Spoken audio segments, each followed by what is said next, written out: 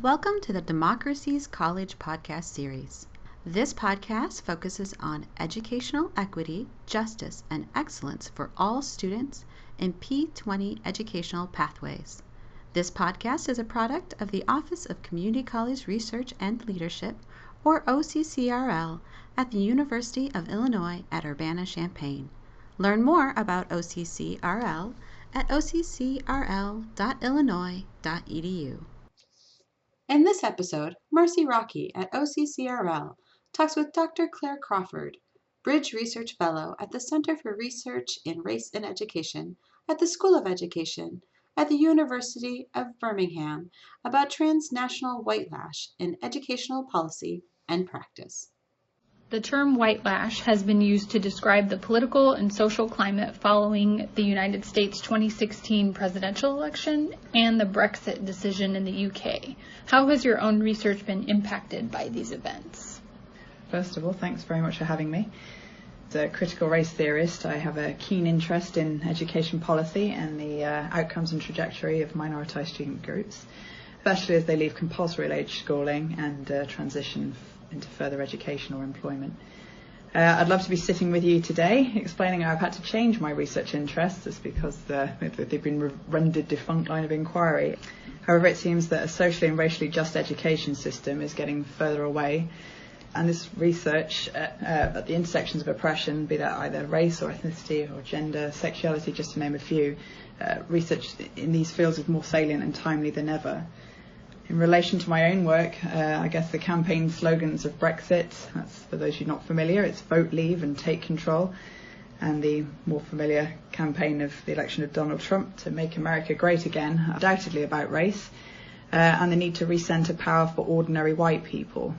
Both campaigns have claimed a mantle of patriotism and predictably promised a political hardline on immigration, but as detractors on both sides of the campaign have rightly questioned control for who, and indeed for whom are we making a nation great again. So I think it's important to recognise that the rhetoric of making nations great again is disturbingly distant from a critical understanding of each nation's history, colonialism and of slavery, of conquest, abuses which have arguably served to destabilise and exploit regions and communities from which we are now seeing patterns of poverty and of forced migration. It is the absence of understanding, or indeed the unwillingness to link the racism, violence, brutality upon which both countries are founded, in my opinion, that results in calls to make nations great again. I think the words of Toni Morrison speak perfectly to the current socio-political context when she suggested that so scary the consequences of a collapse of white privilege that many have flocked to political platforms that support and translate violence against the defenceless of strength. I guess from my own research, the political and social racism we are witnessing today, it plays out spectacularly through education policy on both sides of the Atlantic.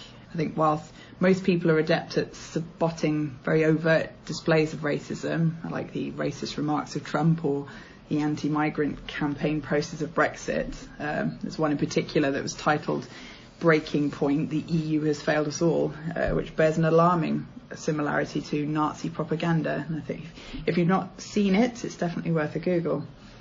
It is, however, the enduring and insidious forms of racism that, in my opinion, are the greatest challenge for the Academy today. It's a challenge that my own research attempts to address in the context of quantitatively disrupting education policies that produce racially inequitable outcomes. Could you perhaps give a specific illustration from your work of how the whitelash you refer to plays out in British education policy as an example?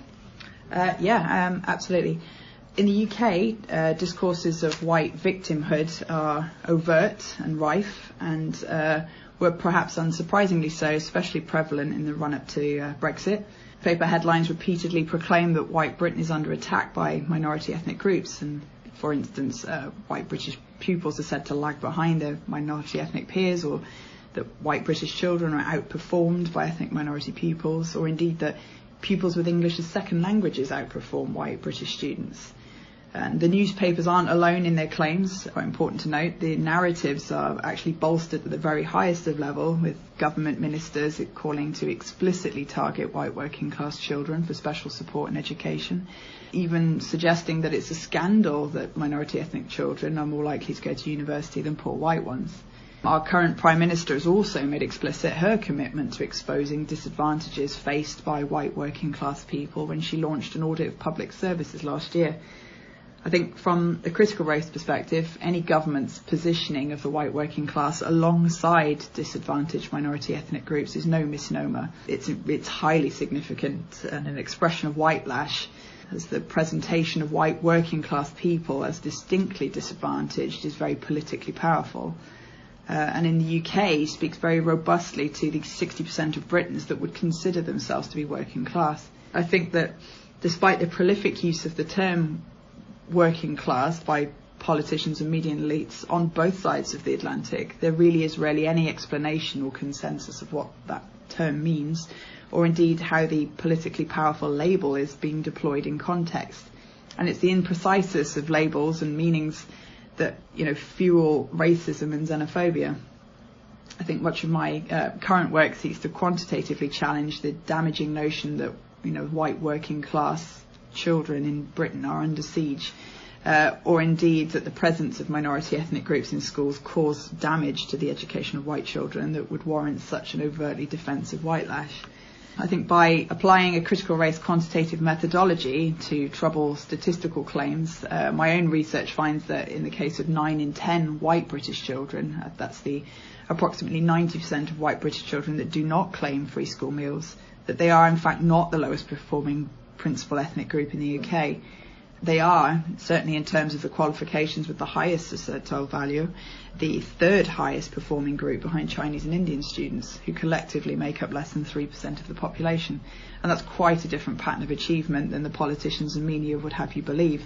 So my work, if you like, effectively tries to warn policy and practice that this selective use of attainment statistics, and that's using the data pertaining to 1 in 10 children who claim free school meals, for example, emboldened by erroneous labels such as white working class, which speaks to the 60% but really does refer to the 1 in 10 in British policy, creates a very unfounded perception of mass white casualties in our schools, and it speaks very powerfully to anti-immigration, nationalist and racist sentiments that are ever present in contemporary Western democracies. It's perhaps worth also noticing that beyond school, the employment rate for white British young people far exceeds that of their peers, even those who were at the top of the racialised attainment spread.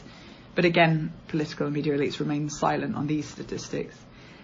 Therefore, I'd say that the British government deployment of these knowingly inaccurate labels speaks very powerfully to anti-immigration and certainly fueled the sort of climate of hate that we've witnessed in Brexit and indeed on the other side of the Atlantic. And I think there's a very dangerous veneer of a white ethnic disadvantage that's being created and perpetuated by politicians on both sides of the Atlantic, and education policies that such as this really are just one dangerous manifestation of the whitelash we're experiencing today.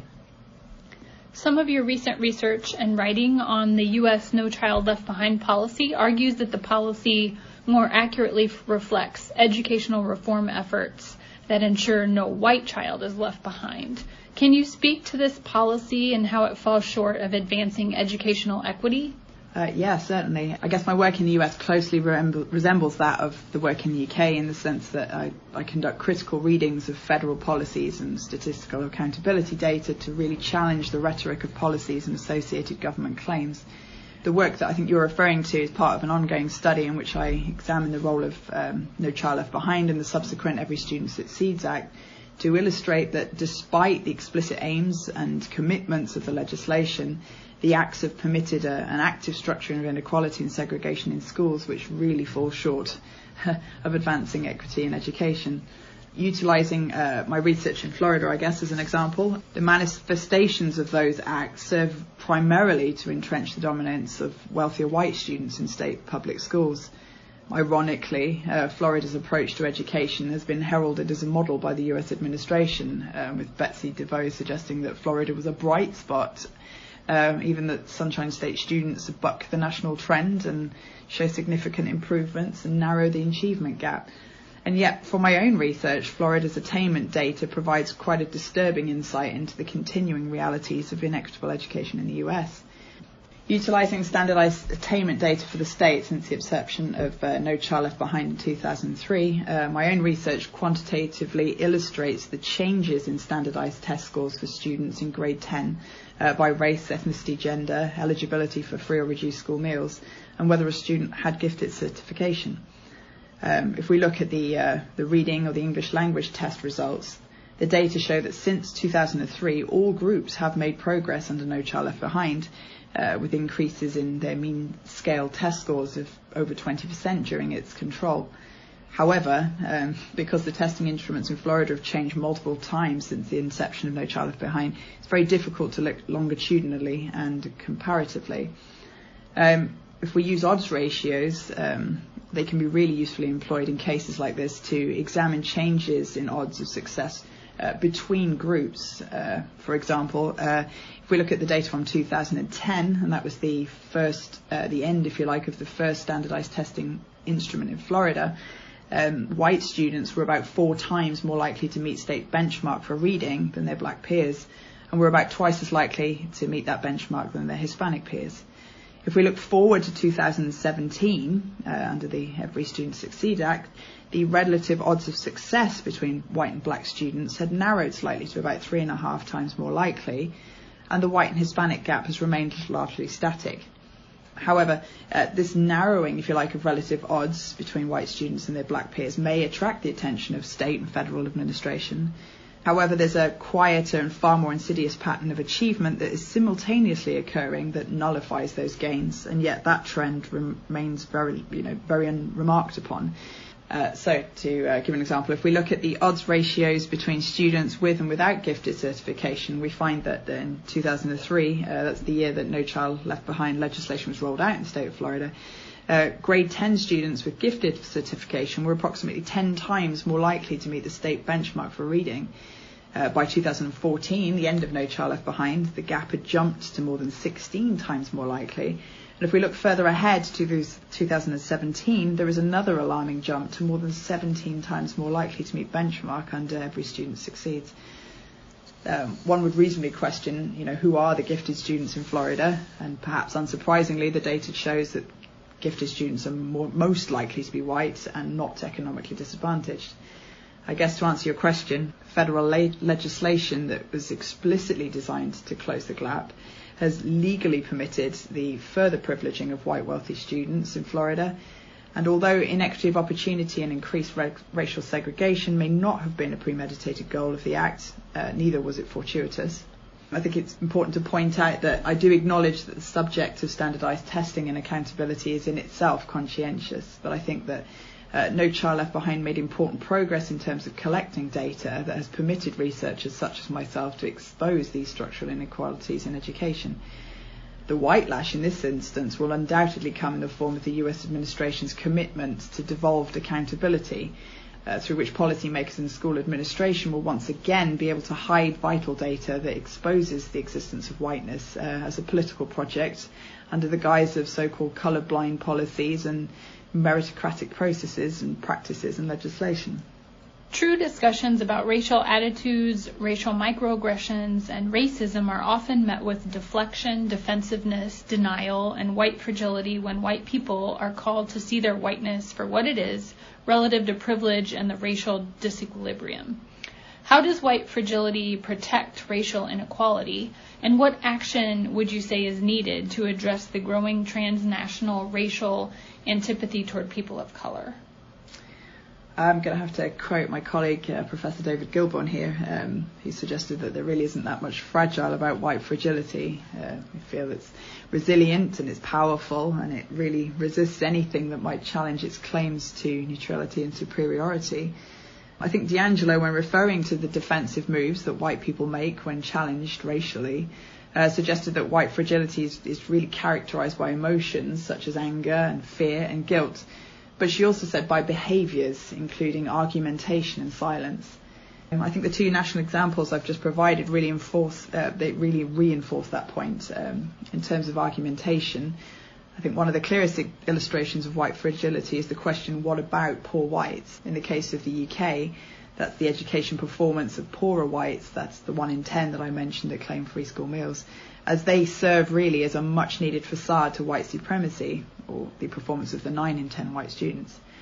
If all white students are equally privileged in a nation's education system, then there really wouldn't be much, there wouldn't be a vehicle available that could so effectively distract society's attention away from the enduring structural racisms that plague education on both sides of the Atlantic. In the case of the US, I think white fragility plays out through the silence enacted by legislation that has legally and effectively permitted the further privileging of white wealthy students in Florida. Legislation that has created the proliferation of giftedness that has really disproportionately served the children of whites who have the most power and privilege. I believe that critical research, qualitative and quantitative, that challenges white power and privilege in education, especially by that of white scholars, is a powerful way to interrupt the status quo. It should be tenaciously pursued, regardless of the range of defensive moves that might be triggered. It's important to me, certainly, that white people are made uncomfortable by the statistics, such as those discussed earlier, in order to bring about action that would finally address some of the ways that racism persists in both nations. I think white fragility is nothing more than an obstacle to progress and ultimately in the pursuit of material changes in education. In terms of advancing racial equity in educational access and attainment, what would you identify as the most important considerations for future research? That's a good question. I think if you were ever to shut down a conversation, it's done so with statistics. I think numbers are especially appealing to those in power, especially when they lend scientific or authoritative backing to a favoured stereotype or position. Statistics are widely viewed as factual, as objective sources of information. Even when we have doubts that numbers are perhaps not correct, I think most people lack the skill or the access to really explore and critique the quantitative data that's presented to them. For those interested, I think there's a great special issue of the journal Race, Ethnicity and Education. I think it's volume 21, possibly issue 2, which explores how the well-established and accepted tenets of critical race scholarship can be methodologically applied to quantitative methods to powerfully support and further social justice. For me personally, I think that the continuation of scholarship that actively supports the use of critical quantitative methods to document the structural oppression within which marginalised individuals live is critical.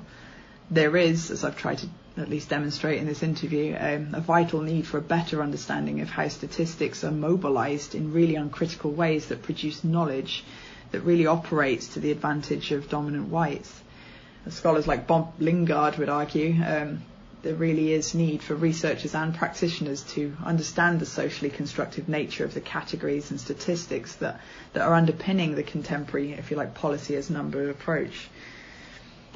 What call to action would you offer our listeners, particularly white scholars and practitioners, towards disrupting white supremacy in educational contexts and towards advancing equitable student outcomes? That's a difficult one. I think when we witness extremes in political and social climates, just as we are today, we really do have a responsibility to go further. But for me, that responsibility, if you like, is especially pertinent for the white academy and educationalists and activists. White scholars dominate the academy. I believe approximately about 76% of full-time faculty that I think in degree granting institutions in the US are white, and I think amongst, to my knowledge, full-time professors, approximately 4% of faculty are black. I think if you look comparatively at the UK, I think it's even more marked in that I think according to recent data by the Equalities Unit, about 85% of our full-time faculty are white. And among the professoriate, for example, only 0.6% of faculty are black, and that's across all disciplines. I don't think it's sufficient or acceptable to leave the fight for racial equality to those considered cultural insiders, who are more often than not those most marginalised in the system of education in the first place. There really is a need for an urgent conversation through which we can consider how white academics, research and education specifically can contribute to the disruption of white supremacy, both within and beyond the academy. In my opinion, we cannot just continue to be outraged by the political campaigns, or by the vitriol espoused by those with arguably the most power and privilege in society in both nations. We, and by we I mean white people, cannot remain just witness to racism, both explicit and implicit in form, whether it's individual or systemic. It really is time for action. I think collectively we need to dismantle the enduring system of white supremacy upon which the institutions are built. And that begins with a willingness to acknowledge the existence of whiteness as a political project to defend and reinforce the social order. I guess for me as a white scholar, critical race theory has been a way of me to engage with this call to action. It's a radical perspective that seeks to expose the racialized character of society and interrupt some of those taken for granted assumptions that reinforce the racist status quo. In my opinion, I'd urge white scholars in particular to engage with this literature, to be familiar with its propositions, its tenets and its tools, to trouble what they know and to ask different questions about their own research and practice. Reading a paper from my colleague Dave Gilbourne and Sean DeMack, which suggested that instead of asking how is race related to the expulsion of black children, for example, that's a deficit position which would promote responses that speak to black child's behaviour or upbringing, or even more concerningly a child's genetic makeup. How about instead asking how is racism related to the disproportionate expulsion of black children? That's a greater question that prompts us to really explore the systematically different experience and expectations and disciplinary actions for black students. I think if we are truly serious about taking control or making any nation great, we must ensure that every child can go to school free from fear and with opportunities that are available equally to all. I think white outrage without action will never absolve us from responsibility, but will serve only to reinforce and further entrench the status quo that we have become so outraged by. Tune in next month when Haijin Yeo at OCCRL talks with Dr. Oyen Poon, Assistant Professor of Higher Education, Leadership, and the Director of RISE, the Center for Race and Intersectional Studies for Educational Equity at Colorado State University, about racial politics of policies around college access. Background music for this podcast is provided by DubLab. Thank you for listening and for your contributions to educational equity, justice, and excellence for all students.